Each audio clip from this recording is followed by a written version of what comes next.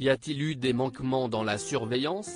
Lundi 21 mars, Ivan Colonna s'est éteint à l'hôpital de Marseille après plusieurs semaines dans le coma, suite à son agression en prison.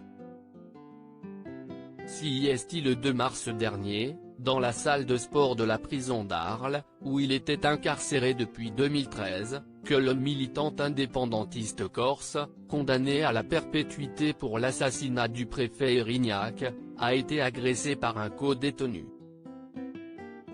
À ce stade, il m'apparaît prématuré de donner un avis, a précisé Emmanuel Mercinier-Pantalaxi, l'avocat d'Ivan Colonna dans cet avou, ajoutant qu'il y a une enquête qui a pour objet de mettre en lumière un certain nombre de faits au vu desquels des conclusions seront tirées. Parmi les faits, celui de savoir comment cette agression a pu durer 8 minutes avant que les gardiens de la prison n'interviennent, alors qu'elle a été filmée par les caméras de surveillance.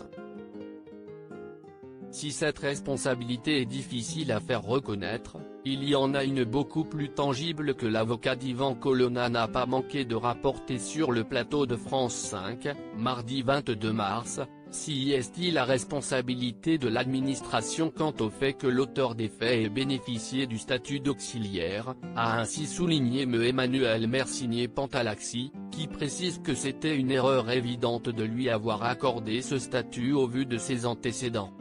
Qui est l'assassin présumé d'Ivan Colonna? L'auteur présumé de l'agression mortelle d'Ivan Colonna est Franck Elon Abbé, un Camerounais de 36 ans, détenu pour des faits de terrorisme, qui a ainsi bénéficié du statut d'auxiliaire, qui en prison permet aux détenus de travailler en contrepartie d'un salaire. Un statut qui permet ainsi aux détenus de pouvoir circuler de façon beaucoup plus libre que ceux qui ne travaillent pas.